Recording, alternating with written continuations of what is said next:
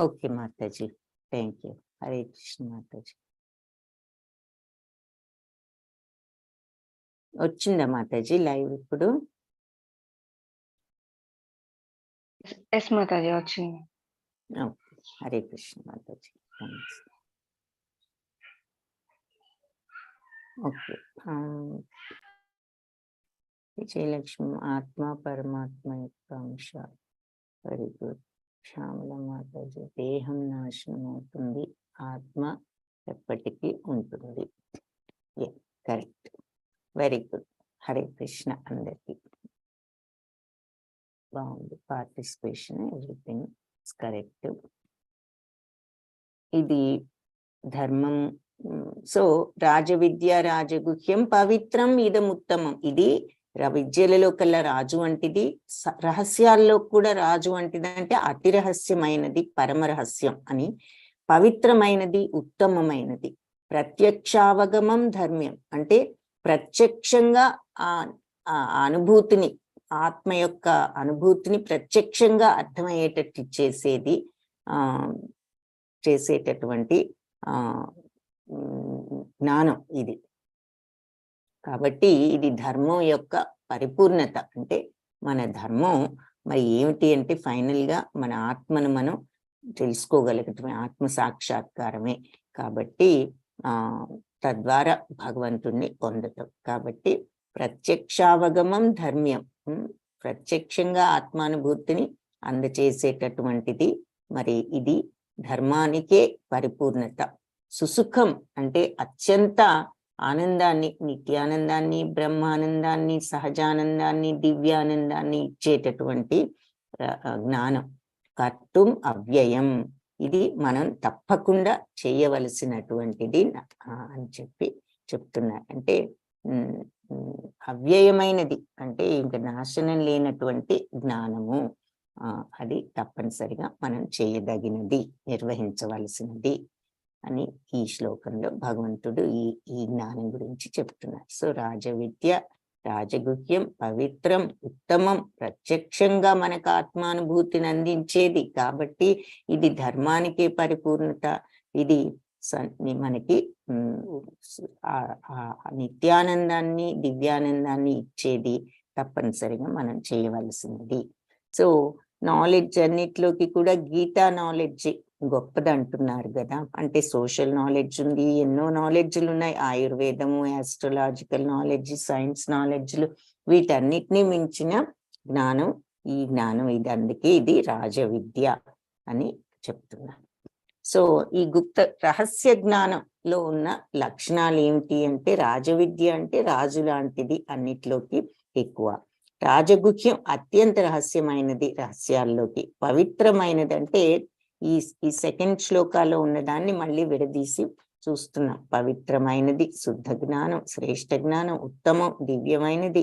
ప్రత్యక్షావగమం ధర్మ్యం, ధర్మం యొక్క పరిపూర్ణత. సుసుఖం అంటే చాలా ఆ నిత్యానందాన్ని, దివ్యానందాన్ని కలిగించేది. అవ్యయం, నశింపనిది, ఎల్లప్పటికీ ఉండే జ్ఞానము అని ఈ శ్లోకంలో చెప్తున్నారు. నెక్స్ట్ శ్లోకాలో అశ్రద్ధధాన పురుష ధర్మస్యాస్య పరంతప అప్రాప్య మాం నివర్తంతే మృత్యు సంసారవత్మని. సో అశ్రద్ధగా ఉండేవాళ్ళు పురుషులు అంటే మనుషులు, అశ్రద్ధ ఉన్నవాళ్ళు ధర్మస్యాస్య పరంతప. ఆ తర్వాత ఈ ధర్మంలో విశ్వాసం లేని వాళ్ళు, పరంతప శత్రువులను భయపెట్టేవాడ, తప్పింపచేసేవాడ. అప్రాప్యమాం నన్ను ప్రాప్తి పొందలేరు. నివర్తంతే తిరిగి వస్తారు. మృత్యు సంసార వర్త్మని ఈ మృత్యు సంసారానికి. మృత్యు సంసారం అంటే ఈ భూప్రపంచం, ఈ జనన మరణ చక్రంలోనే ఈ లోకానికి తిరిగి వస్తూ ఉంటారు అని చెప్తున్నారు అన్నమాట. సో ఎవరికైతే శ్రద్ధ లేదో, విశ్వాసం లేదో వాళ్ళు నన్ను పొందలేరు అని ఇక్కడ క్లియర్ గా చెప్తున్నారు. సో భగవంతుణ్ణి మనం ఆ భక్తి పెంచుకుని భగవత్ మార్గంలో వెళ్ళాలి అంటే ముందు శ్రద్ధ అనేది ఉండాలి, నెక్స్ట్ విశ్వాసం అనేది ఉండాలి. సో ఆ రెండు మనం పెంచుకోవటానికి ట్రై చేయాలి. ఈ జ్ఞానాన్ని అర్థం చేసుకోవటానికి ఉండవలసిన అర్హతలు. మొట్టమొదటే అసూయ లేకుండా ఉండాలన్నది ఫస్ట్ శ్లోకాలు చూసాం. ఇక్కడ శ్రద్ధ విశ్వాసాలు ఉండాలి అని ఈ శ్లోకంలో చెప్తున్నారు. సో ఈ మాటలు మనం మనసులో ఉంచుకుంటే ఆ శ్రద్ధని ఇంప్రూవ్ చేసుకుని మనం ఆ భక్తి మార్గాన్ని ఫాలో అవటానికి వీలవుతుంది. విశ్వాసం, శ్రద్ధ. ఇప్పుడు అలాగే చిన్న పిల్లలకి ఒక చిన్న ఎగ్జాంపుల్, మనం స్కూల్లో ఉన్నాం అనుకోండి, మరి క్లాస్లో శ్రద్ధ లేనప్పుడు, పరీక్షలప్పుడు చదువుకోకుండా, క్లాస్లో వినకుండా, శ్రద్ధ లేకపోతే మరి మనం నెక్స్ట్ క్లాస్ ఎగ్జామ్ పాస్ అవ్వలేము, నెక్స్ట్ క్లాస్లోకి వెళ్ళలేము. అదే రకంగా ఈ జీవితంలో కూడా ఆ భక్తి అనేది మనం పెంచుకోలేకపోతే, ఆ మార్గంలో లేకపోతే మరి మళ్ళీ మళ్ళీ మనం ఈ జనన మరణ చక్రంలో ఉండిపోతాము అని ఈ ఎగ్జాంపుల్ చూపిస్తున్నారనమాట. చెప్తున్నారు కదా, అప్రాప్యమాం నివర్తంతే అంటే శ్రద్ధ లేకపోయినా, విశ్వాసం లేకపోయినా నన్ను పొందలేరు, నివర్తంతే తిరిగి వస్తారు ఈ మృత్యు సంసారానికి అని చెప్పేసి. సో ఆ రకంగా మనము ఎగ్జామ్ పాస్ అయి నెక్స్ట్ క్లాస్లోకి ఎలా వెళ్ళలేమో, శ్రద్ధ లేకపోతే, శ్రద్ధగా చదవకపోతే, ఆ భక్తి అనేది లేనప్పుడు, మరి శ్రద్ధ విశ్వాసం లేకపోతే మళ్ళీ మళ్ళీ ఇక్కడికే వస్తూ ఉంటారు అని చెప్తున్నారు. మయా తతమిదం సర్వం జగద్ అవ్యక్తమూర్తినా మత్స్థాని సర్వభూతాని నచాహం తేష్వస్థితః. ఈ సమస్త విశ్వం మయా తతం ఇదం సర్వం, ఈ జగమంతా కూడా సర్వం జగత్ అవ్యక్తమూర్తిన, ఈ సమస్త విశ్వము కూడా నా యొక్క అవ్యక్త రూపం నుంచే వ్యాపింపబడి ఉన్నది. నా యొక్క భగవంతుడి యొక్క అవ్యక్త రూపమే ఈ సమస్త జగం అని చెప్తున్నారు. మత్స్థాని సర్వభూతాన్ని, సమస్త ప్రాణులు, సర్వభూతాలు, అన్ని జీవరాశులు కూడా నాలోనే స్థితులై ఉన్నాయి. మత్స్థాని నాలో స్థితులై ఉన్నాయి. నచాహం తేష్వస్థితః, కానీ నేను వాటిల్లో స్థితుడను కాను అని చెప్తున్నారు. అంటే ఇదేంటి ఇలా అంటున్నారు, సమస్త ప్రాణులు నాలో ఉన్నాయి కానీ నేను వాటిలో లేనంటున్నారంటే మళ్ళీ అదే అర్థం ఇక్కడ. అంటే సమస్తము, అన్నిట్లో భగవంతుడు ఉన్నారు, అన్నిట్లో మనలో కూడా భగవంతుడు ఉన్నారు అని మనం చెప్పుకున్నాం. అంటే everything is part and parcel of the lord. ప్రతిదీ భగవంతుడి యొక్క భాగమే, అంతటా కూడా భగవంతుడు వ్యాపించి ఉన్నారు. అంటే కానీ ఈ భగవంతుడు అన్నిటికీ కూడా, ఈ గుణాలకు, ఈ జగత్తుకు అతీతులు అని దాని అర్థం అన్నమాట.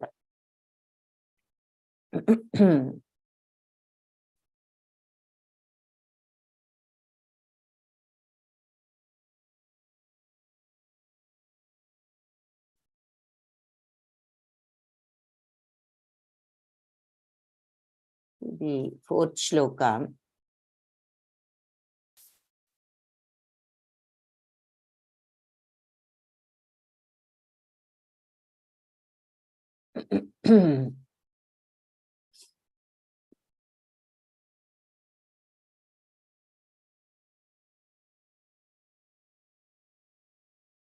అంటే అంతా కూడా నా మీదే, నాలోనే ఉన్నా కూడా, స్థితమై ఉన్నా కూడా నేను సర్వానికి కూడా పరుడను. అంటే ఎగ్జాంపుల్ చెప్పాలి అంటే, ఇప్పుడు ఒక రాజు ఉన్నాడు, లేదంటే గవర్నమెంట్ ఉంది, వాళ్ళ శక్తి అంటే రాజు ఉంటే ఆ ప్రభుత్వం ఆయన శక్తికి ఎగ్జాంపుల్. కానీ ఈ ప్రభుత్వంలో రకరకాల డిపార్ట్మెంట్స్ ఉంటూ ఉంటాయి. అవన్నీ కూడా మరి ఆ రాజుగారి శక్తి మీదే ఆధారపడి ఉంటాయి, అవి ఎలా పనిచేస్తున్నాయి ఏమిటి అని. కానీ రాజు తన ప్రభుత్వంలో ప్రతి శాఖలో వెళ్ళి అక్కడ కూర్చుని ఆయన పనిచేయడు. కానీ ఆయన ఎలా పనిచేస్తున్నాయి అన్నది రాజుగారి యొక్క పరిపాలన మీదే ఆధారపడి ఉంటుంది. సో అలాగే మనం కూడా ఈ సమస్త సృష్టి, భౌతిక, ఆధ్యాత్మిక జగత్తుల్లో సమస్తము అయిన మరి అన్నీ కూడా భగవంతుడి శక్తి మీదే ఆధారపడి ఉన్నాయి. కానీ ఆ భగవంతుడి యొక్క శక్తుల విస్తారం మూలానే ఈ జగత్తంతా కూడా సృష్టించబడుతూ ఉన్నది అని చెప్తున్నారు. కాబట్టి భగవంతుడు ఆయన యొక్క వివిధ శక్తుల విస్తరణతో సర్వత్రా నిలిచి ఉంటారు అని ఇక్కడ ఒక చిన్న ఎగ్జాంపుల్ ఈ మాటకు చెప్తున్నారు.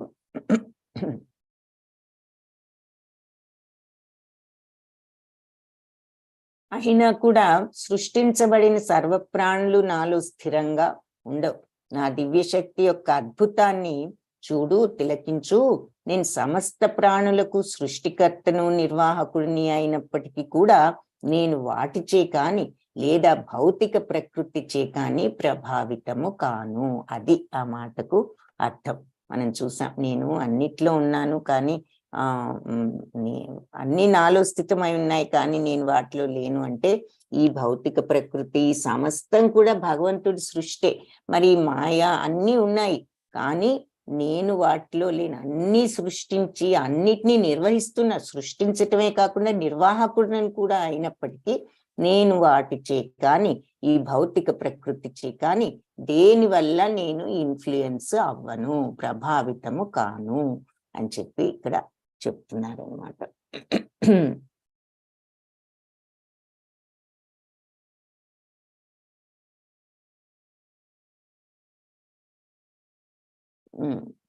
డిఫరెన్సెస్ మళ్ళీ కొన్ని చెప్పారు నందిత మాతాజీ. దేహాన్ని అగ్నిలో కాల్చొచ్చు కానీ ఆత్మని కాల్చలేము. Very good. ఆత్మ మరి మనం అది శ్లోకం చూసాం కదా, నయనం చిందంతి శస్త్రాన్ని నయనం దహతి పావక. ఖడ్గంతో ఏ ఆయుధంతో ముక్కలు చేయలేము, అగ్నితో దహించలేము. నశోచయతి మారుత, నయనం దహతి పావక. తర్వాత మరి నీటితో తడపలేము, నశోచయతి మారుత అంటే అగ్నితో గాలితో ఆర్పలేము. అవన్నీ ఆత్మ లక్షణాలు, అవి ఆత్మకుండే స్పెషల్ క్వాలిటీస్ కాబట్టి అది మరి శరీరానికి అవన్నీ లేవు కాబట్టి ఆ డిఫరెన్సెస్ లో అది కూడా చెప్పుకోవచ్చు. Very good. సో అది ఇక్కడ. సో అన్ని సృష్టించిన నిర్వాహకుడినైనా నేను వాటిచే కానీ భౌతిక ప్రకృతిచే కానీ ప్రభావితం కాను. సర్వత్రా వీచే ప్రబలమైన గాలి కూడా ఎప్పుడు మరి ఆకాశంలోనే ఉంటుంది. అది ఎంత బలంగా వీచినా ఎటు వెళ్ళగలదు, ఆకాశంలోనే ఉండాలి అది. అలాగే సర్వ ప్రాణులు కూడా ఎలాంటి వాళ్ళైనా నా భగవంతుల్లోనే మరి స్థితమై ఉండాలి అని ఉంటాయి అని చెప్తున్నారు. మయాధ్యక్షేణ ప్రకృతి సూయతే సచరాచరం హేతునా నేన కౌంతేయ జగద్వి పరివర్తతే. సో కుంతి కుమారుడా, నా అధ్యక్షతలో ఈ ప్రకృతి, నా శక్తులలో ఒకటైన ఈ ప్రకృతి సూయతే సచరాచరం, నా దర్శకత్వంలోనే చరాచర కదిలేవి కదలని అన్ని జీవుల్ని సృష్టిస్తూ ఉంటుంది. హేతునా నేన కౌంతేయ జగద్వి పరివర్తతే. మరి దాని యొక్క పరిపాలనలోనే ఈ జగత్తు మళ్ళీ మళ్ళీ సృష్టించబడుతూ ఉంటుంది, మళ్ళీ నాశనం అవుతూ ఉంటుంది అని చెప్పి ఈ శ్లోకంలో వివరిస్తున్నారు.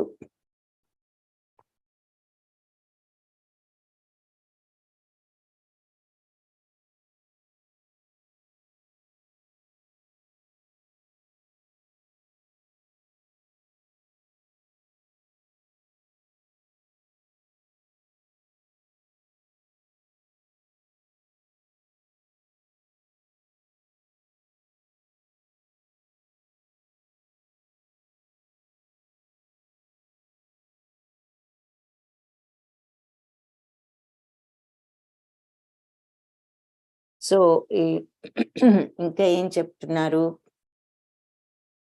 ఈ శ్లోకం చూసాము.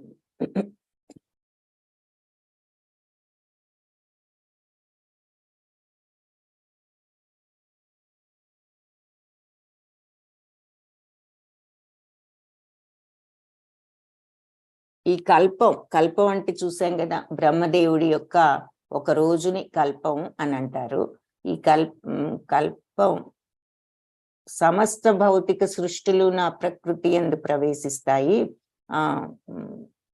తరువాత కల్పారంభంలో నేనే నా శక్తితో మళ్ళీ వాటిని తిరిగి సృష్టిస్తాను.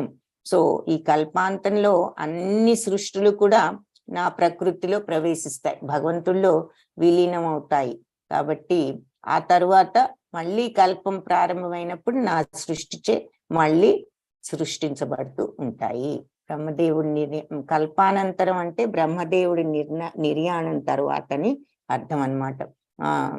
100 సంవత్సరాలు ఆయన 100 సంవత్సరాలు అంటే చూశాం కదా, ఆయన పగలు 43,000 లక్షల సంవత్సరాలు ఆయన పగలు భూలోక సంవత్సరాలతో చూస్తే. అలాగే రాత్రి సమయం కూడా ఇంకొక 43,000 లక్షలు. కాబట్టి అలాంటి ఆయన యొక్క పగలు రాత్రి సమయాలు ఇలా 30 ఉండగా ఆయన సంవత్సర కాలం అలాంటిది 12 మాసాలను బట్టి అంతే. మన ఒక్కరోజు ఎంతో అదంతనమాట ఆయనకి. అలాగే అటువంటివి 100 సంవత్సరాలు ఆయనకు ఉన్నాయి. ఆ 100 సంవత్సరాలు గడిచిన తర్వాత బ్రహ్మదేవుడు కూడా తను చాలించినప్పుడు ప్రళయం వస్తుంది. అలాంటప్పుడు ఆ సమయంలో అంతవరకు ప్రదర్శితమైన భగవంతుడి శక్తి మళ్ళీ ఆయనలోకి వెళ్ళిపోతుంది. తర్వాత విశ్వశక్తి అవసరమైనప్పుడు భగవంతుడి సంకల్పంతో మళ్ళీ ప్రకటితం అవుతుంది. అందుకే బహుశ్యాం, నేను ఎక్కడినైనా కూడా బహురూపాలు దాలుస్తాను అని చెప్పటానికి కారణం అది. చాంద్యోగోపనిషత్తు మంత్రంలో భగవంతుడు ఆ రకంగా భౌతిక శక్తిలో వ్యాపించినప్పుడు సమస్త విశ్వము మళ్ళీ తిరిగి ప్రకటితం అవుతుంది అని ఆ ఉపనిషత్తులో చెప్పారు. సో ఆ విషయం ఇక్కడ మళ్ళీ మనకు గుర్తు చేస్తున్నారు. ఈ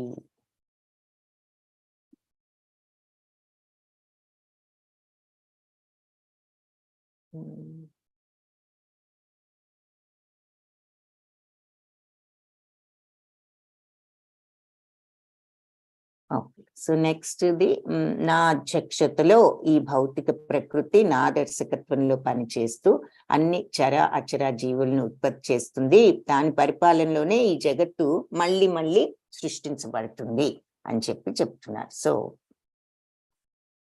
ఇది 10th శ్లోక.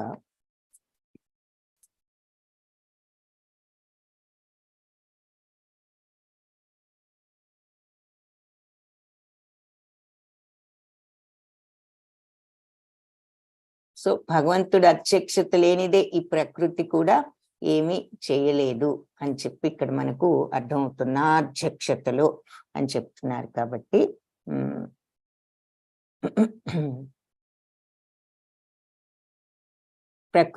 ప్రకృతిని మరి ప్రకృతి మాతగా మనకి ఇక్కడ ఈ చిత్రంలో చూపిస్తున్నారు. ఈ ప్రకృతి భగవంతుడి దర్శకత్వంలో మరి చర అచర జీవులన్నింటినీ కూడా సృష్టిస్తుంది. ఆ ప్రకృతి యొక్క పాలనలో జగత్తు మళ్ళీ మళ్ళీ సృష్టించబడుతుంది అని చెప్పి ఇక్కడ ఈ శ్లోకంలో చెప్తున్నారు. కానీ ఆ ప్రకృతి ఎలా పనిచేస్తుంది అంటే నా దర్శకత్వంలో పనిచేస్తూ అన్ని జీవులను సృష్టిస్తుంది. అవజానంతి మామూఢ మానుషీం తనుమాశ్రితం పరం భావం అజానంతో మమ భూత మహేశ్వరం. మూఢులు నన్ను అర్థం చేసుకోలేక నేనేదో మనిషి రూపంలో ఇలా మానవ శరీరం ధరించి వచ్చినప్పుడు ఈ మనుషులు నన్ను అర్థం చేసుకోలేక పరంభావం అజానంతో ఈ నా యొక్క దివ్యత్వాన్ని వాళ్ళు తెలుసుకోలేక మమ భూత మహేశ్వరం, నేను సర్వభూతాలకు కూడా అన్ని జీవరాశులకు కూడా మహేశ్వరుడను ప్రభువును అన్న విషయం నా దివ్యత్వం వాళ్ళు తెలుసుకోలేకపోతున్నారు. నేను మనుష్య రూపంలో అవతరించినప్పుడు మరి మూఢులు నన్ను గుర్తించలేకపోతున్నారు. అన్ని జీవరాశులకు సమస్త భూతాలంటే జీవరాశులకు మహేశ్వరుడనైన నా వ్యక్తిత్వం యొక్క దివ్యత్వం వాడికి తెలియడం లేదు అని చెప్తున్నారు. ఇక్కడ ఎవరిని చూపిస్తున్నారు?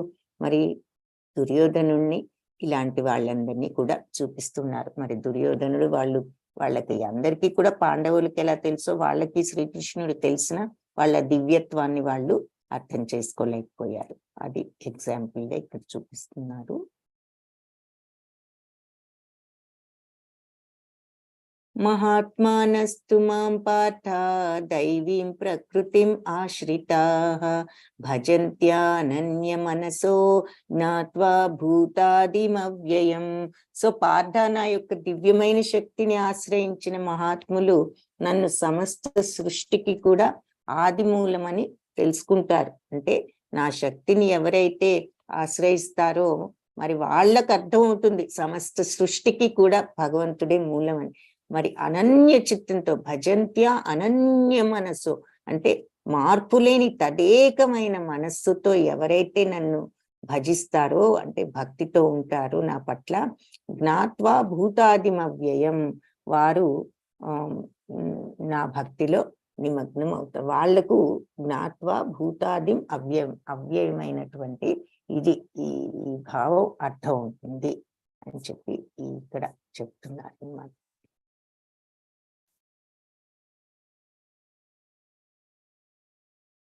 వాళ్ళు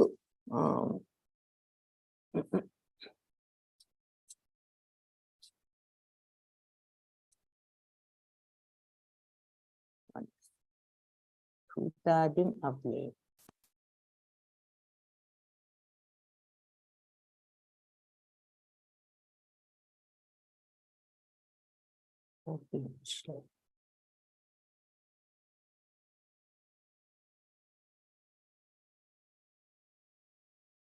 భ్రాంతులు కానటువంటి మహాత్ములు మాత్రం ఈ దైవీ ప్రకృతిని ఆశ్రయించి ఉంటారు. వాళ్ళు నన్ను ఆది అని, అవ్యయుడును, నాశనం లేని వాడినని, దేవదేవుణ్ణని ఎరిగి ఉండటంతో నా భక్తి సేవలో సంపూర్ణంగా నిమగ్నులై ఉంటారు అని చెప్పి చెప్తున్నారన్నమాట. సో మహాత్ములు అలాంటి వాళ్ళు మరి దివ్య శక్తి అర్థం చేసుకుని వాళ్ళు అనన్య చిత్తంతో నా యొక్క భక్తిలో నిమగ్నమై ఉంటారు.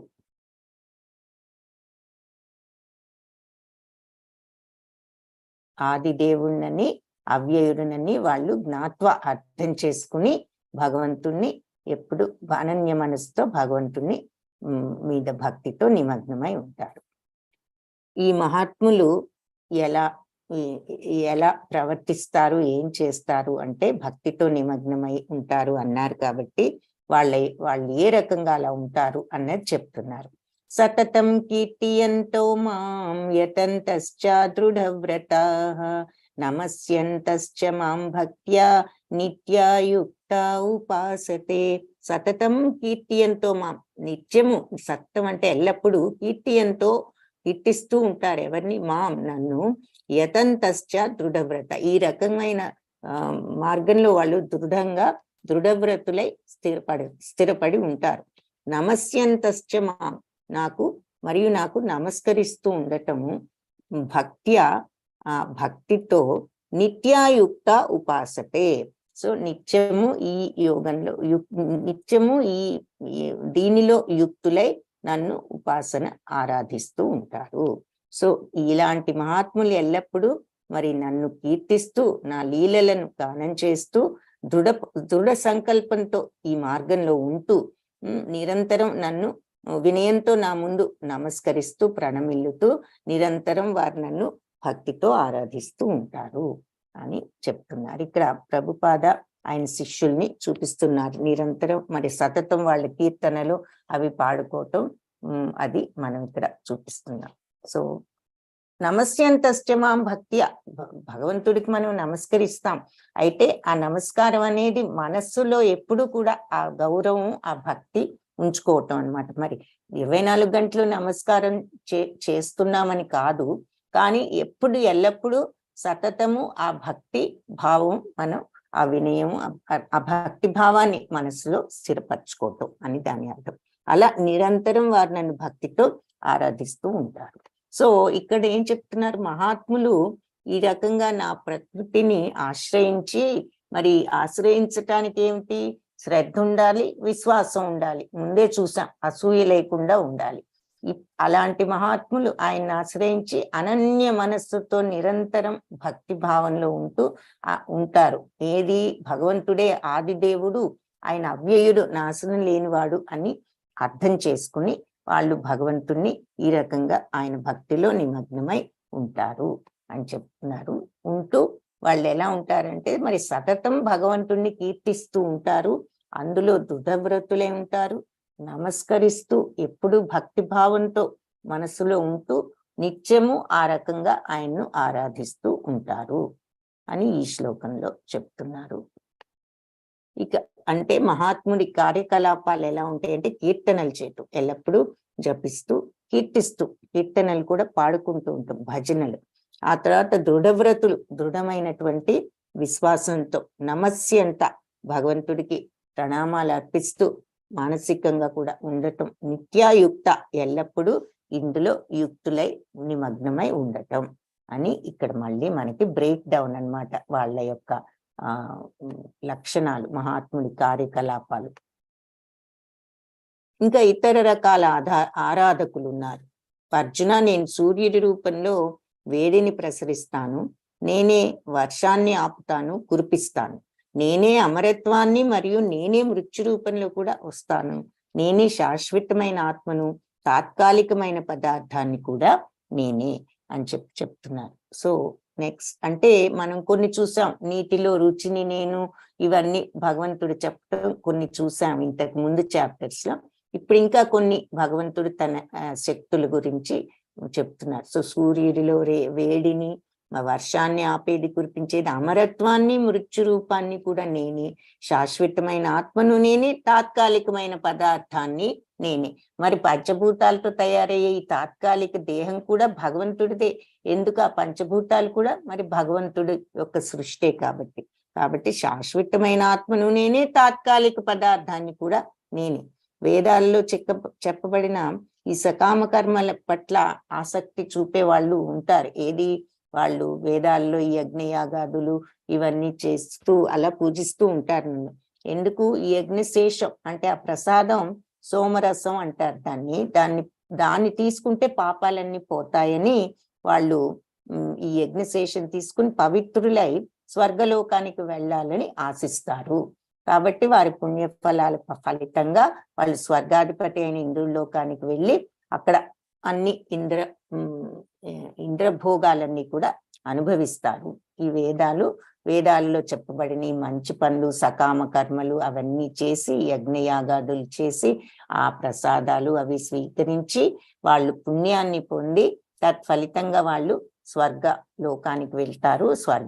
స్వర్గలోకంలో ఉన్న సుఖాలన్నీ కూడా అనుభవిస్తారు. అయితే స్వర్గలోకం యొక్క విశాలమైన భోగాలన్నీ కూడా అనుభవించడంతో ఏమవుతుంది? వాళ్ళ పుణ్యఫలం అంతా కరిగిపోతుంది. బ్యాంక్ బ్యాలెన్స్ లాగా అంత ఖర్చు పెట్టేస్తే అయిపోయినట్లుగా. తర్వాత మళ్ళీ అంతా అయిపోయిన తర్వాత పుణ్యఫలం తిరిగి మళ్ళీ భూలోకానికి వస్తారు.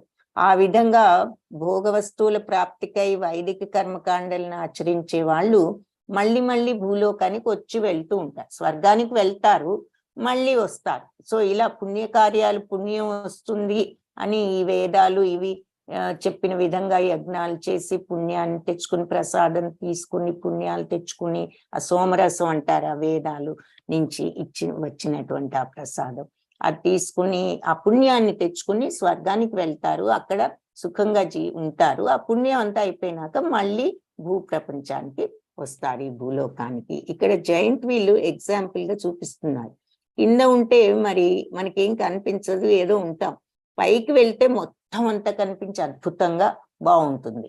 కానీ అక్కడ ఎప్పుడు ఉంచాడు కదా, కొంచెం సేపు ఉంచి మళ్ళీ కిందకి తీసుకొచ్చేస్తాడు ఈ మామూలు సీన్ లో.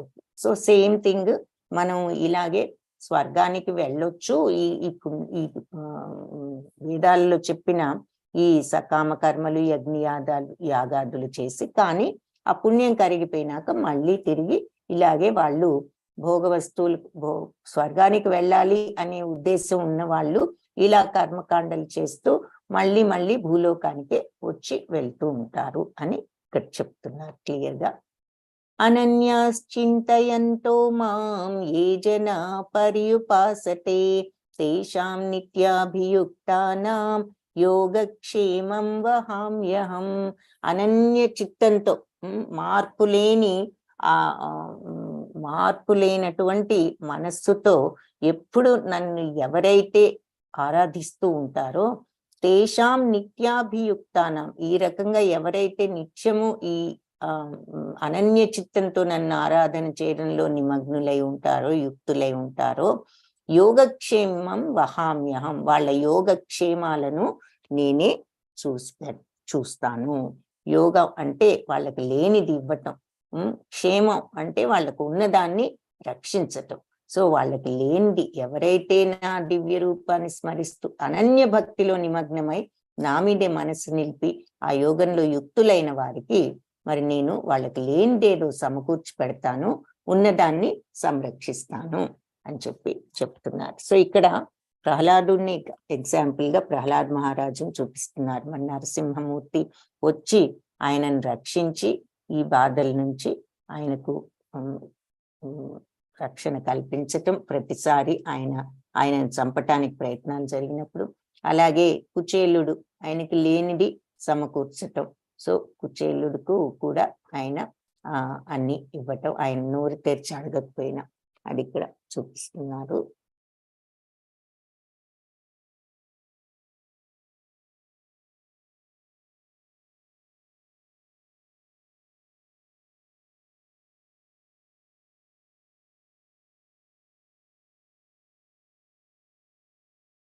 యాంతి దేవవ్రతా దేవాన్ పితॄన్ యాంతి పితృవ్రతాః భూతాని యాంతి భూతేజ్యా యాంతి మద్యాజినోపి మాం.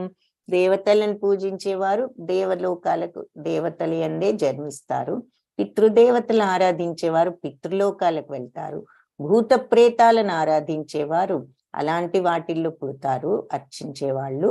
మరి నా భక్తులు నన్నే చేరుకుంటారు అని ఇక్కడ చెప్తున్నారు. ఇక్కడ గోపబాలురందరినీ చూపిస్తున్నారు. శ్రీకృష్ణుడు బలరామ శ్రీకృష్ణుడితో గోపబాలు.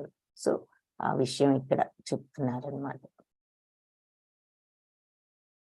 భగవంతుడు devotees who offered with love, భగవంతుడికి ప్రేమతో అందించిన వాళ్ళు. దీని మీనింగ్ నెక్స్ట్ శ్లోక చూస్తే అర్థమవుతుంది.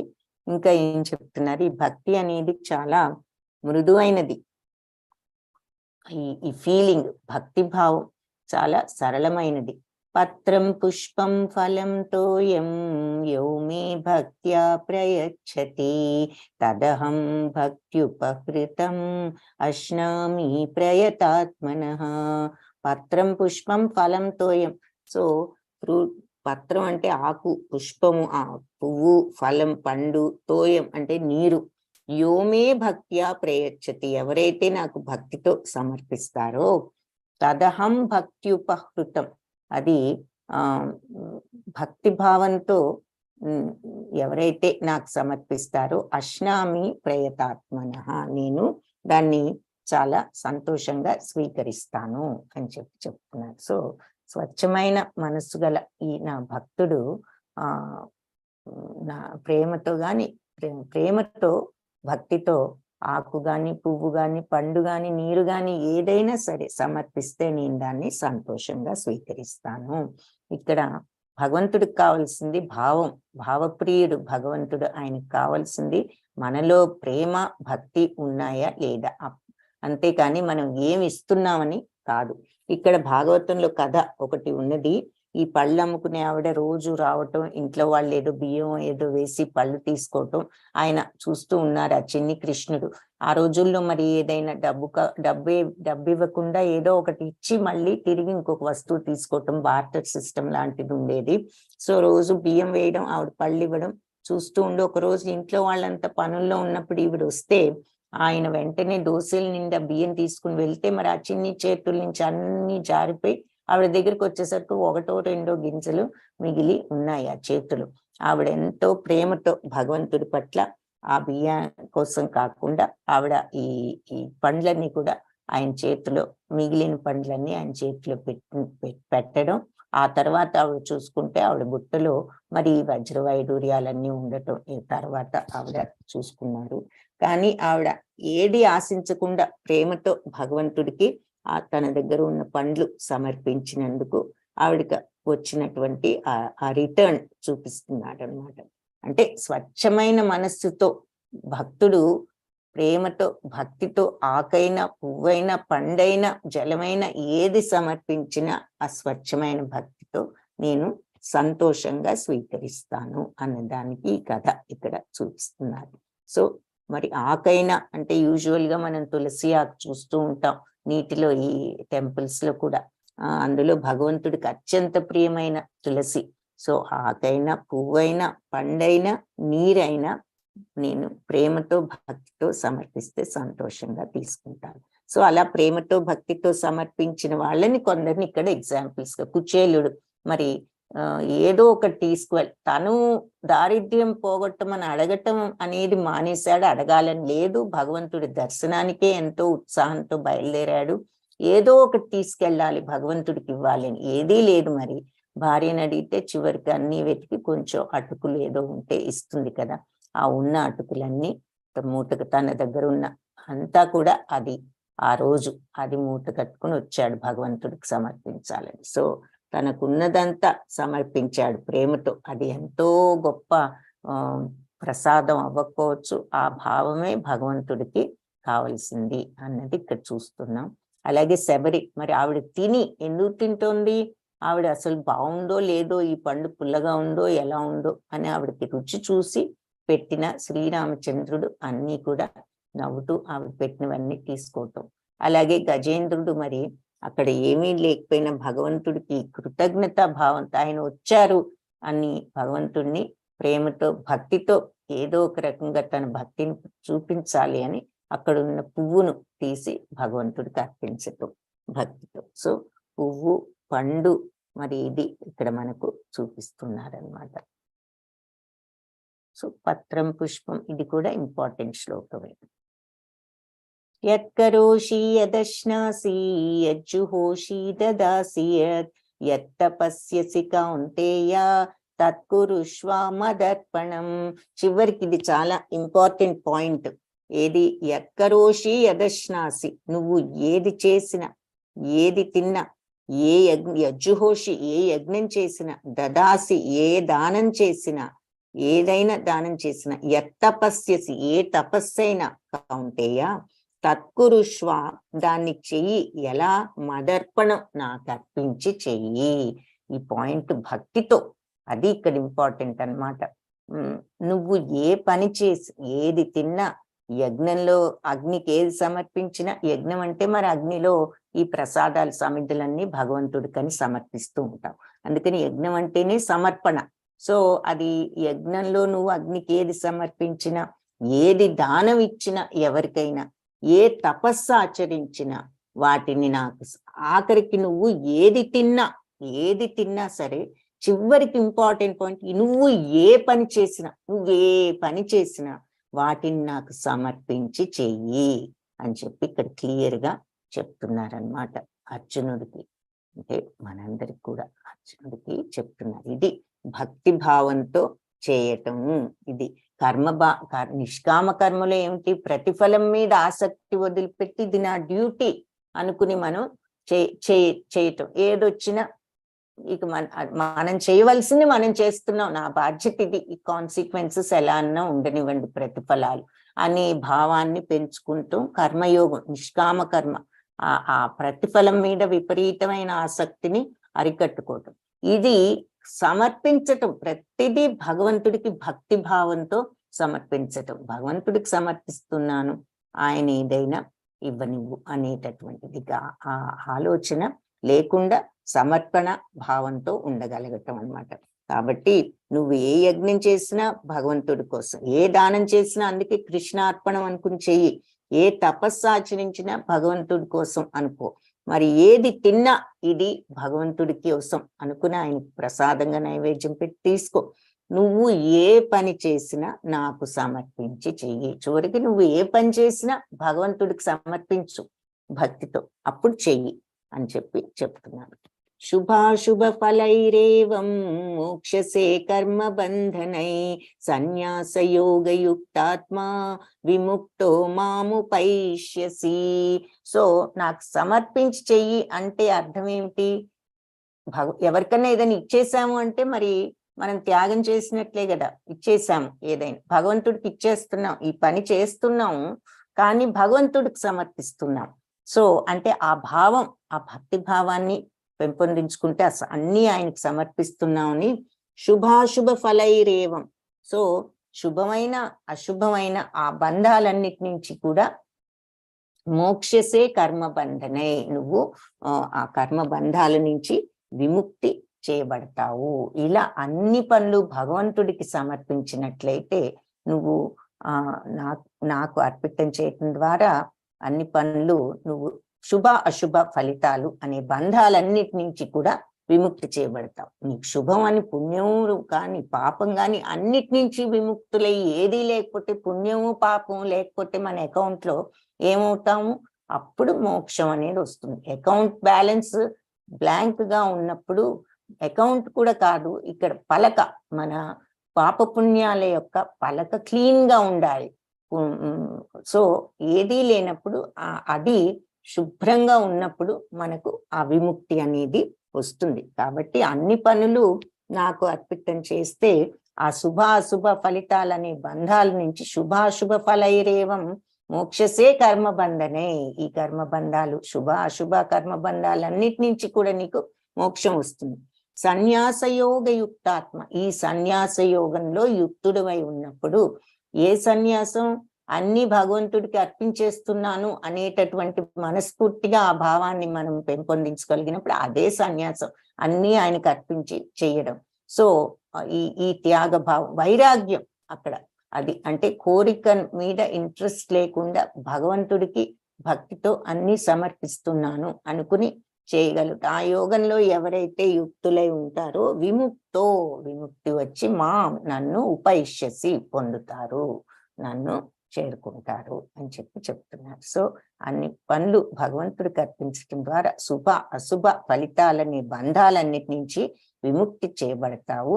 సన్యాసంతో ఈ రకమైన సన్యాస యోగంలో నువ్వు లగ్నమై యుక్తుడివై ఉండి మనస్సును నా మీద లగ్నం చేసి నువ్వు విముక్తుడవై నన్ను చేరుకుంటావు అని ఈ శ్లోకంలో క్లియర్ గా భగవంతుడు ఎలా తనని చేరుకోవాలో ఈ పాయింట్ లో చెప్పారనమాట. అన్ని పనులు నువ్వు నాకు సమర్పించి చేయడం ద్వారా ఇక్కడ చెప్పారు. ఏ పని చేసినా, ఏది తిన్నా, యజ్ఞమైనా తపస్సైనా దానమైనా ఏదైనా తిన్నా, నువ్వు అసలు ఏ పని చేసినా నాకు సమర్పించి చెయ్యి. అలా చేయడం వల్ల నువ్వు శుభ అశుభ ఫలితాలు అన్ని బంధాల నుంచి నువ్వు తప్పుకుని నువ్వు నన్ను చేరుకుంటావు విముక్తుడివై. సమూహం సర్వభూతేషు నమే ద్వేష్యోస్తి న ప్రియః ఏ భజంతి తు మాం భక్త్యా మైతే తేషు చాప్యహం. సో సమూహం సర్వభూతేషు, నా అన్ని ఏ జీవరాశుల పట్ల కూడా నాకు పక్షపాతం కానీ ద్వేషం కానీ ఏది లేదు. నప్రియ, నాకు ద్వేషం లేదు, ప్రత్యేకమైన విరోధ భావం కానీ పక్షపాతం కానీ, కొంతమంది అంటే ఇష్టం కొంతమంది అంటే ఇష్టం లేకపోవటం కానీ అది ఏది లేదు. ఏ భజంతుమా, కానీ ఎవరైతే నన్ను భక్తితో భజిస్తారో మైతే తేషు చాప్యహం, నేను ఆ భక్తులు నాలోనే నివసిస్తారు, నేను వారిలోనే నివసిస్తాను. మైతే తేషు, వాళ్ళు నాలోనే ఉంటారు, అలాగే నేను కూడా వాళ్ళల్లో ఉంటాను అని చెప్తున్నారు. అంటే ఇక్కడ అర్థం ఏమిటి అంటే అందరిలోనూ భగవంతుడు ఉంటారని ఆల్రెడీ చెప్పుకున్నాం. ఎవరైతే నన్ను భక్తితో ఆరాధిస్తారో వాళ్ళల్లో నేను ఉంటాను, వాళ్ళు నాలోనే ఉంటారు, నేను వాళ్ళల్లో ఉంటానంటే ఆ కనెక్షన్, ఆ యోగా, ఎవరైతే ఆ తత్వాన్ని అర్థం చేసుకున్నారో రియల్ గా మరి భగవంతుడిని మనం, మరి భగవంతుడు ఉన్నా కూడా మనం ఆయన వైపు చూడట్లా, మనం ఈ బాహ్య ప్రపంచంలో చిక్కుకుపోయి వీటినే చూస్తున్నాం, ఈ సుఖ దుఃఖాల మోజులోనే ఉన్నాం మనం. బాహ్య ప్రపంచపు ఇంద్రియాల ప్రభావంలో, ఈ ఇంద్రియాల ప్రలోభాల్లో చిక్కుకుని అవి తీర్చుకొని ఇంద్రియాలను సంతృప్తి పరచుకోవాలని ప్రయత్నిస్తున్నామే కానీ అంతర్గతంగా ఉన్న భగవంతుడి మీద మన దృష్టి వెళ్ళడం లేదు.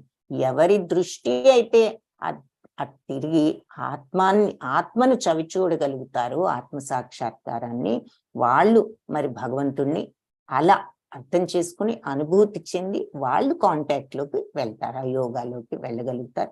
అప్పుడు నేను వారి యందు నివసిస్తాను అంటే భగవంతుడి ప్రతిస్పందన వెంటనే భగవంతుడు వాళ్లకు అర్థం అవుతారు, ఆయన రిప్లై ఇస్తారు, అంటే they can experience the lord. అది ఇక్కడ అర్థం. నా యందు వాళ్ళు నివసిస్తారంటే నా తత్వాన్ని వాళ్ళు చవి చూస్తారు, అక్కడికి వస్తారు. నా తత్వాన్ని వాళ్ళు నా తత్వంలోకి వాళ్ళు వచ్చినప్పుడు వాళ్ళు నన్ను చవి చూడగలుగుతారు. నేను వారి యందు నివసిస్తాను అన్న మాటకు అది అర్థం. నా యందే నివసిస్తారు మరియు నేను వారి యందు అంటే అప్పుడు ఈ ఆత్మ పరమాత్మ కాంటాక్ట్ లోకి వస్తాయి. దుఃఖాలు మరియు కష్టాల నుండి స్వేచ్ఛ. క్షిప్రం భవతి ధర్మాత్మా శశ్వచ్ఛాంతిం నిగచ్చతి కౌంతేయ ప్రతిజానీహి నమే భక్త ప్రణశ్యతి. సో ఆ స్థితిలోకి వచ్చినప్పుడు మరి ఏది భగవంతుడు నేను నా యందే ఉంటారు, నేను వారి యందే ఆ కాంటాక్ట్ లోకి వచ్చినప్పుడు ఇక వాళ్ళు త్వరలోనే ధర్మాత్ములు అవుతారు. మరి అంటే మరి త్రిగుణాలకు అతీతంగా వెళ్ళినప్పుడు ఏ స్వభావం లేనప్పుడు మరి వాళ్ళు ధర్మాత్ములు అవుతారు. శాశ్వతశాంతి నిగచ్చతి, శాశ్వతమైన శాంతి వాళ్ళు పొందుతారు. కౌంతేయ కుంతిపుత్ర ప్రతిజానీహి, నువ్వు ప్రకటించు ఏమని, నమే భక్త ప్రణశ్యతి, నా భక్తుడు ఎప్పుడు కూడా నష్టానికి గురికాడు అన్నది నువ్వు ధైర్యంగా ప్రకటించవచ్చు అని చెప్తున్నారు. సో ఈ రకమైన యోగంలో స్థితులైన వాళ్ళు నన్ను అర్థం చేసుకుని త్వరితగతిలోనే వాళ్ళు ధర్మాత్ములుగా అయిపోతారు, శాశ్వత శాంతిని పొందుతారు. కాబట్టి నా భక్తులు ఏనాటికి కూడా నష్టానికి గురికారు అని నువ్వు ధైర్యంగా చెప్పచ్చు అని చెప్తున్నారు. సో ఆ భక్తి మార్గంలో ఉన్న వాళ్ళు ఎవరూ కూడా నష్టం అనేది లేకపోగా అది ముక్తి మార్గం కూడాను. ఇక్కడ ప్రహ్లాదుడిని నరసింహస్వామిని చూపిస్తున్నారు. హిరణ్యకశిపుడు వధు తర్వాత మాంహి తర్వాత ఈ భక్తి భావానికి ఎవరైనా అర్హులే. కావాల్సింది ఏమిటి అంటే శ్రద్ధ, విశ్వాసము, అసూయ లేకుండా ఉండటం అని చెప్పారు. మాంహి పార్థ వ్యపాశ్రిత్య ఏపి స్యు పాపయోనయః స్త్రియో వైశ్యాస్తథా శూద్రా తేపి యాంతి పరాం గతిం. సో జన్మ, జాతి, కులము, లింగభేదం ఏదీ లేకుండా ఎలాంటి వారైనా, సమాజం చాలా తక్కువ వాళ్ళని ఒక బిరుదిచ్చిన వాళ్ళకి నన్ను శరణు పొందిన వారంతా కూడా పరమపదానికి అర్హులే, వాళ్ళు పొందుతారు. భగవంతుణ్ణి శరణు వేడితే ఎవరైనా, మనం ఈ భూ ప్రపంచంలో వాళ్ళని ఏ రకంగా అయినా అనుకోవచ్చు, వాళ్ళు తక్కువ వాళ్ళు, వీళ్ళు ఎక్కువ వాళ్ళు, వీళ్ళకి శక్తి లేదు, వీళ్ళకి అది లేదని. కానీ ఎవరైనా సరే భగవంతుణ్ణి శరణు పొందితే ఆయన పరమపదానికి ఎవరైనా అర్హులే అన్నది ఈ శ్లోకంలో చెప్తున్నారు. ఇకపోతే అన్నిటికంటే అత్యుత్తమ సారం ఫైనల్ గా ఇక్కడ 9.34 లాస్ట్ శ్లోకం భగవద్గీతలో కరెక్ట్ గా మధ్యలో ఉన్న శ్లోకం. అందుకే దీన్ని భద్రంగా మధ్యలో పొందుపరిచారు అని చెప్తారు. మన్మనా భవ మద్భక్తో మద్యాజీ మాం నమస్కురు మామే వైశ్యసి యుక్త్వైవం ఆత్మానం మత్పరాయణః. మన్మనా భవ మద్భక్తో చివరికి చెప్తున్నారు. కాబట్టి నువ్వు మనస్సును నా మీద పెట్టు, మద్భక్తో నా భక్తుడు అవ్వు, మద్యాజి నన్ను పూజించు, మాం నమస్కురు నాకు నమస్కరించు, మామే వైశ్యసి యుక్త్వైవం ఈ రకంగా నువ్వు ఈ యోగంలో నువ్వు యుక్తుడివై ఉంటే గనక మామే వైశ్యసి నన్ను తప్పకుండా చేరుకుంటావు. ఆత్మానం మత్పరాయణః నీ ఆత్మను అంటే నాకు సమర్పించి అని చెప్తున్నారు. సో నీ మనస్సును ఎల్లప్పుడూ నన్ను స్మరించడంలో నిమగ్నించి నా పట్ల భక్తితో ఉండు, ఆరాధించు, ప్రణామాలు అర్పించు, పూర్తిగా నాలో నాయందే లగ్నం చేసి చివరకు నువ్వు తప్పకుండా నన్ను చేరుకుంటావు. నీ పూర్తిగా నువ్వు నన్ను మత్పరాయ నాకు సమర్పింపబడి నువ్వు ఆ రకంగా తప్పనిసరిగా నన్ను చేరుకుంటావు అని ఈ శ్లోకానికి అర్థం. మన్మనా భవ మద్భక్తో మద్యాజీ మాం నమస్కురు మామే వైశ్యసి యుక్త్వైవం నువ్వు తప్పకుండా నన్ను చేరుకుంటావు ఇందులో యుక్తుడివై, ఇందులో ఆత్మను నాకు సమర్పించి ఈ రకంగా నువ్వు భక్తి భావంతో ఉంటూ నిన్ను నువ్వు నాకు సమర్పించుకుని అంటే ఆ శరణాగత తత్వంతో ఉన్నప్పుడు నువ్వు తప్పనిసరిగా నన్ను చేరుకుంటావు హరే కృష్ణ కృష్ణ కృష్ణ హరే హరే, హరే రామ రామ రామ హరే హరే. కృష్ణం వందే జగద్గురుం. ఈ గీతా పాఠంలో ఏం నేర్చుకున్నామంటే దేవాది దేవుడైన శ్రీకృష్ణ భగవానుణ్ణి శరణు వేడి ఆయన పట్ల ప్రీతిపూర్వకమైన భక్తి సేవ చేయటం ద్వారా అత్యుత్తమైన గోలోక బృందావన ధామాన్ని మనం పొందగలము. సో ఈ చాప్టర్ లో చూసిన ముఖ్యమైన పాయింట్స్ ఏమిటి అంటే, ఫస్ట్ది శ్రద్ధ విశ్వాసం ఉండాలి. ముందు భగవంతుణ్ణి మనం భక్తి పెంచుకోవాలి, భక్తి మార్గంలో ఉండాలి అంటే ముందు అసూయ లేకుండా ఉండాలి. ఆ తర్వాత మరి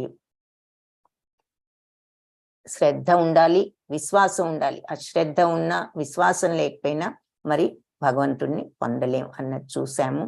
ఆ తర్వాత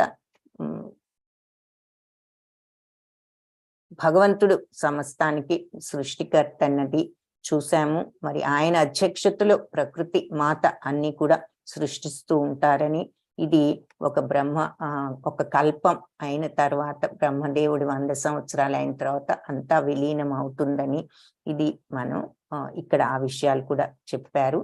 ఆ తర్వాత నువ్వు ఏ పని చేసినా, నువ్వు ఏ యజ్ఞమైనా తపస్సైనా దానమైనా ఏది తిన్నా ఏది చేసినా నాకు అన్ని సమర్పించి చెయ్యి అంటే మనకి ఎలా భక్తి మార్గంలో ఉండాలో చెప్తున్నారు. ఆ రకంగా నువ్వు చేసినట్లయితే అన్ని కర్మబంధాల నుంచి నీకు మోక్షం వచ్చి నువ్వు విముక్తుడువు అవుతావు అని చెప్పారు.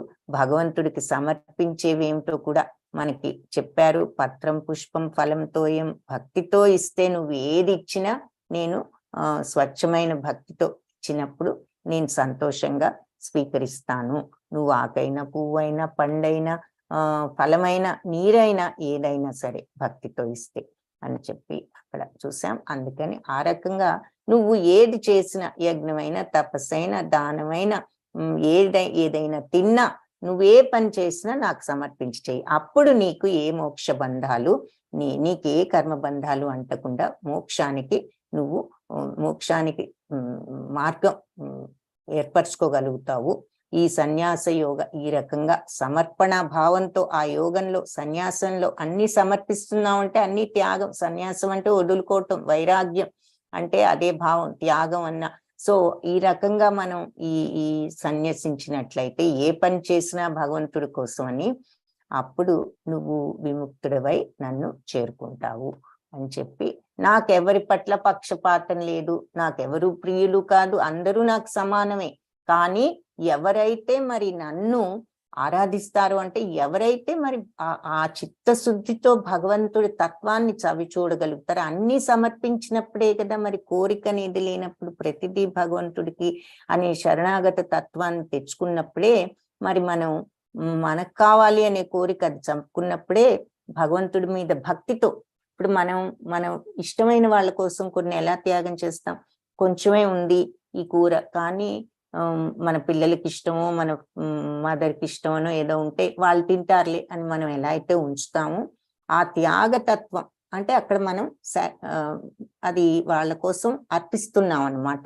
ఆ అర్పణాభావం ఇక్కడ భగవంతుడు తినకుండా కూడా ఉండమనట్ల మనం అంటే ఆ భావం ఇది భగవంతుడికి అనే భావాన్ని ఏది చేసినా ఆ అర్పణాభావంతో చేయగలిగినప్పుడు మన కోసం కాదు అంటే ఇది భగవంతుడికి అనే ఆ భక్తి భావం, సర్వం కూడా భగవంతుడనే ఆ శరణాగత తత్వం, అది కంప్లీట్ శరణాగత తత్వం అది ఉన్నప్పుడు ఇంకా నీకు ఏది కూడా అంటుకో. ఎందుకంటే నువ్వు నీ కోసం కోరికతో చేసుకోవట్లేదు. ఎప్పుడైతే ఆ కోరిక వదులుకున్నావో నీకే బంధాలు కూడా అంటవు. పాపమైన పుణ్యమైన నీ పలక అప్పుడు క్లీన్ గా ఉంటుంది, తద్వారా నీకు మోక్షం వస్తుంది. సో ఆ శరణాగత తత్వం ఉన్నప్పుడు నీకు ఈ కర్మ బంధాలు వస్తాయి. ఇలాంటి భక్తుల్ని ఏ రకంగా నేను కాపాడుతానంటే, నా భక్తుడు ఎప్పుడు కూడా నష్టానికి గురికాడు అని చెప్తున్నారు. వాళ్ళకి లేనిదేదో ఇస్తాను, వాళ్ళకు ఉన్నదాన్ని కాపాడుతాను అని చెప్తున్నారు. అది కూడా చూసాం. వాళ్ళకి లేనిది ఇచ్చి ఉన్నదాన్ని కాపాడుతాను అని చెప్పేసి. యోగక్షేమం వహామ్యహం, వాళ్ళ యోగక్షేమాలు అంటే లేనిది ఏదో వాళ్ళకి ఇస్తాను, వాళ్ళకున్న దాన్ని కాపాడుతాను. కుచేలుడికి లేనిది ఇచ్చారు, మరి ఆయనకున్న రాజ్యాన్ని, ఆయన యొక్క జీవితాన్ని కాపాడారనమాట ప్రహ్లాదుడి విషయంలో. అది ఒక ఎగ్జాంపుల్ గా ఇక్కడ మళ్ళీ చెప్తున్నారు. సో ఇది మనం ఈ చాప్టర్ లో చూసినటువంటి విషయాలు. చివరికి భగవంతుని ఎప్పుడు ఆ రకంగా నన్ను స్మరించి నాకు శరణాగతుడు, నా పట్ల భక్తితో ఉండు, ఆరాధించు, అలా నువ్వు ఉన్నప్పుడు నమస్కరించు, పూర్తిగా నువ్వు ఆ రకంగా నా మీదే లగ్నం చేసి మనస్సును ఉంచినప్పుడు తప్పకుండా నువ్వు నన్ను చేరుకుంటావు అని లాస్ట్ శ్లోకాల్లో వివరిస్తున్నారు. సో అది మనం ఫస్ట్ 3లో భగవంతుడి యొక్క వైభవాలు ఏమిటి అన్నది చూసాము. సూర్య చంద్రుల వెలుగు నేను అని చెప్పారు. దానిలో ఉన్న వేడిని, అమరత్వాన్ని, నేను ఈ అన్ని అని కొన్ని విషయాలు ఎక్స్ట్రా భగవంతుడు తన శక్తుల గురించి చెప్పారు. తర్వాత భగవంతుడికి భక్తుడికి ఉన్న కాంటాక్ట్ ఏర్పడినప్పుడు ఎలా భగవంతుడు ప్రతిస్పందిస్తారో, ఆయన ఎవరి పట్ల పక్షపాతి కాకపోయినా ఎవరైతే ఆ తత్వాన్ని అర్థం చేసుకుంటారో మరి వాళ్ళకి నేను అర్థం అవుతాను అన్నది. అప్పుడు వాళ్ళు నన్ను స్వయంగా అర్థం చేసుకుని కాంటాక్ట్ లోకి రాగలరు. డిఫరెంట్ టైప్ ఆఫ్ వర్షిప్, రకరకాలుగా భక్తులు ఉన్నా కూడా ఏది మరి కొంతమంది దేవతలను ఆరాధించే వాళ్ళు దేవతల దగ్గరికి వెళ్తారు, పితృదేవతలు ఆరాధించే వాళ్ళు ఆలోకానికి వెళ్తారు, భూత ప్రేతాలను ఆరాధిస్తే ఆలోకాలకు వెళ్తారు. నా భక్తులు మాత్రం నా దగ్గరికే వస్తారు. అంటే భౌతిక ప్రపంచపు వ్యామోహాల కోసం ఆరాధనలు చేసినప్పుడు అవి తీరుతాయి ప్రేయర్స్, కానీ మనం ఈ భగవంతుడి పరంధామానికి చేరుకోవాలి అనేటటువంటి భావంతో మనం ప్రార్థనా భావంలో ఉన్నప్పుడు మనకు అదే సంప్రాప్తిస్తుంది. ఏది కావాలి అని మనం ప్రార్థనలు చేస్తామో మరి అదే వస్తుంది. కాబట్టి మన ప్రార్థనా లెవెల్ని ఈ భౌతిక ప్రపంచపు కోరికల వరకే పరిమితం చేసుకోకుండా ఎప్పుడైతే మనం ఆ కోరికల్ని అధిగమించి ఆ పై లెవెల్కి భగవత్ తత్వం కోసం మనం ప్రయత్నించి ఆ భక్తి భావాన్ని పెంచుకున్నప్పుడు మనకు ఆ భగవంతుడి ధామమే లభ్యమవుతుంది అని చెప్పి ఇక్కడ అర్థము. తర్వాత భగవంతుడిని ఆయన భక్తి భావం లాస్ట్ లో చూసాం. ఆ రకంగా ఉన్నప్పుడు మనకు ఏ బంధాలు చిక్కుకోకుండా ఉంటాయి అన్నది. హరే కృష్ణ. అది ఈరోజు 9th చాప్టర్. రేపు 10th చాప్టర్ భగవత్ విభూతులు. ఇక ఆయన యొక్క